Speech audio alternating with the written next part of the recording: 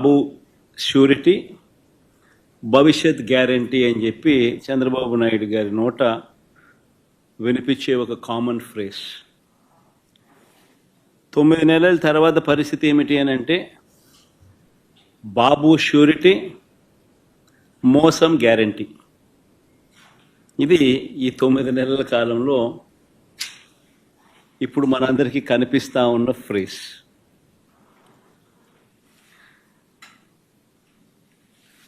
చంద్రబాబు నాయుడు గారు ఎన్నికల వేళ చెప్పిన ప్రతి మాట, ఆ మేనిఫెస్టో అంటూ తాను రిలీజ్ చేసిన మేనిఫెస్టోలో తాను చెప్పిన మాటలు, ఎన్నికల వేళ బటన్ నొక్కడం అయితే ఏముంది, అదేం పెద్ద పనా, ముసలావిడ కూడా బటన్ నొక్కుతుంది అన్నాడు. అప్పట్లో నా చంద్రాయుడు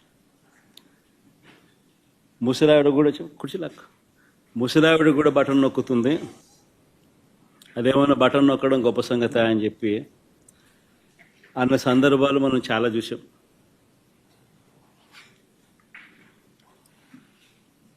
అంతటితో ఆగిపోకుండా సూపర్ 6 అన్నాడు, సూపర్ 7 అన్నాడు. ఏకంగా మేనిఫెస్టోలో 143 ప్రామిసెస్, 143 హామీలను ఎన్నికల మేనిఫెస్టోలో తాను చేర్చాడు. ఇంటింటికి దాన్ని ప్రచారం చేశాడు. ఎన్నికల వేళ చంద్రబాబు నాయుడు గారు ఆయన పార్టీ ఎమ్మెల్యేలను పార్టీ కార్యకర్తలను ఆయన చంద్రబాబు నాయుడు గారు ప్రతి ఇంటికి పంపించేటప్పుడు ఆ ఇంటికి వెళ్ళి ఆ ఇంట్లో చంద్రబాబు నాయుడు గారు మన మాటలు బహుశా ఎప్పటికీ కూడా ఎవరు కూడా మర్చిపోరేమో. చిన్నపిల్లలు కనపడితే నీకు 15,000, నీకు 15,000, నీకు 15,000. ఆ చిన్నపిల్లల తల్లులు కనపడితే నీకు 18,000, నీకు 18,000, నీకు 18,000. ఆ తల్లులు, ఆ పిన్నమ్మలు, ఆ తల్లుల అత్తలు, వాళ్ళ అమ్మమ్మలు, అంటే ఆ అమ్మలు, ఆ తల్లుల అత్తలు, వాళ్ళు కనపడితే మీకు 50,000 నిండాయి కదా, మీకు 48,000, నీకు 48,000, నీకు 48,000, నీకు 48,000. ఇంట్లో నుంచి 20 ఏళ్ళ పిల్లాడు బయటకు వస్తే నీకు 36,000, నీకు 36,000, నీకు 36,000. ఇంట్లో నుంచి రైతు కనిపిస్తే, కండువా వేసుకుని రైతు కనిపిస్తే నీకు 20,000, నీకు 20,000, నీకు 20,000. ఇది రొటీన్గా మనకు వినిపించిన మాటలు ఎన్నికలప్పుడు.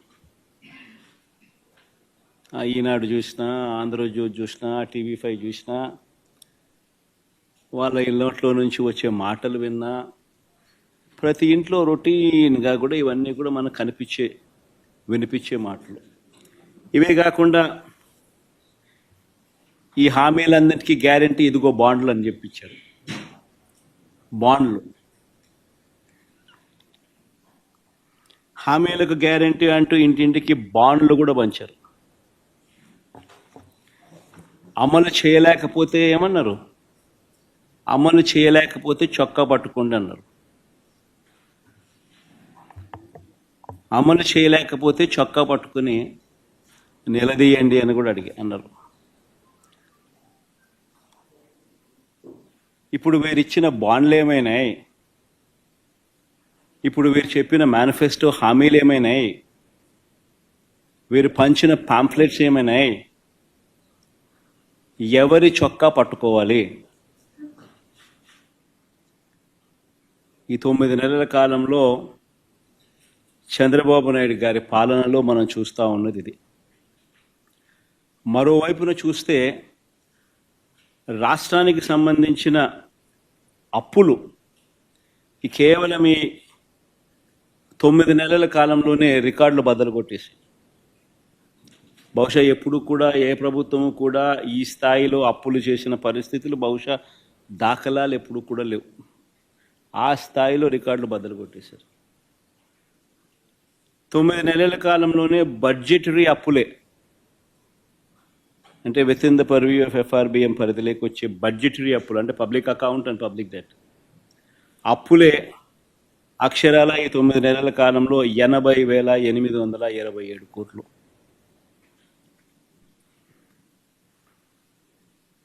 ఇవి కాక ఈ 9 నెలల్లోనే అమరావతి పేరు చెప్పి ఇప్పటికే తెచ్చిన అప్పులు, తేబోతున్న అప్పులు, ఈ రెండు మరో 52,000 కోట్లు.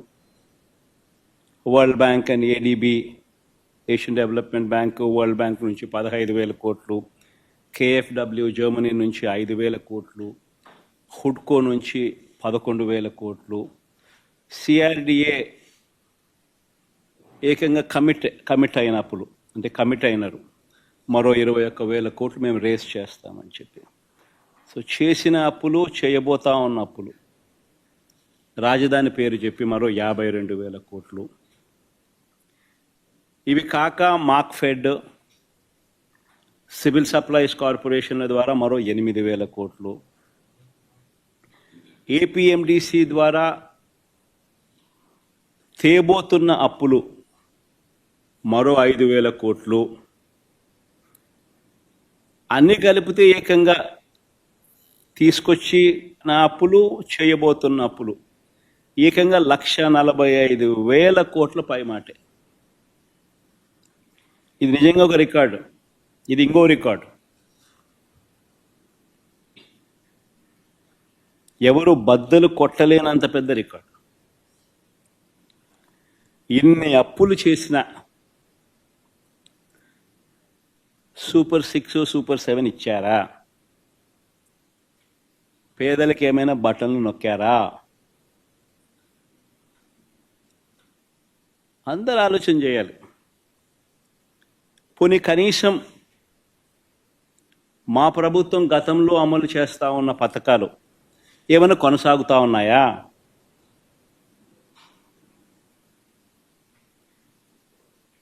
సూపర్ 6 లేదు, సూపర్ 7 లేదు. మా ప్రభుత్వం అమలు చేస్తూ ఉన్న, గతంలో అమలు చేస్తూ ఉన్న పథకాలు పిల్లల చదువులకు అవసరమైన పిల్లల చదువులను ప్రోత్సహిస్తూ, ఆ తల్లులను ప్రోత్సహిస్తూ, ఆ పిల్లల చదువుల కోసం, ఆ తల్లుల కోసం ఇస్తా ఉన్న అమ్మఒడి పాయే, రైతన్నలకు తోడుగా నిలబడే రైతు భరోసా పథకం పాయే, వసతి దీవెన పాయే, విద్యా దీవెన అరకొర, చేయూత లేదు, ఆసరా లేదు, 0 వడ్డీ ఆరోగ్యశ్రీ పూర్తిగా కూడా యగనామమే, వాహనమిత్ర, నేతన్న నేస్తం, మత్స్యకార భరోసా, కాపు నేస్తం, ఈబీసీ నేస్తం, చేదోడు, తోడు, లానేస్తం, అన్నీ గతంలో ఉన్న పథకాలన్నీ కూడా పాయే. పిల్లలకు ట్యాబులు ఇచ్చే కార్యక్రమం కూడా పాయే. మరి నేను అడుగుతా ఉన్నా, 1,45,000 కోట్ల రూపాయల అప్పులు చేసినవి, చేయబోతున్నవి ఎవరి జేబీలోకి పోతా ఉన్నాయి?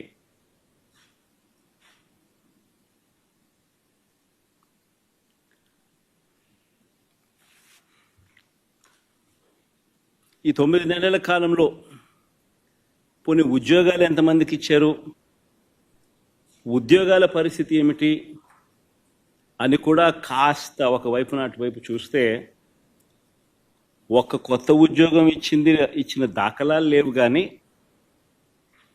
ఊడగొట్టిన ఉద్యోగాలు మాత్రం ఏకంగా 2,60,000 ఉద్యోగాలు, వాలంటీర్ల ఉద్యోగాలు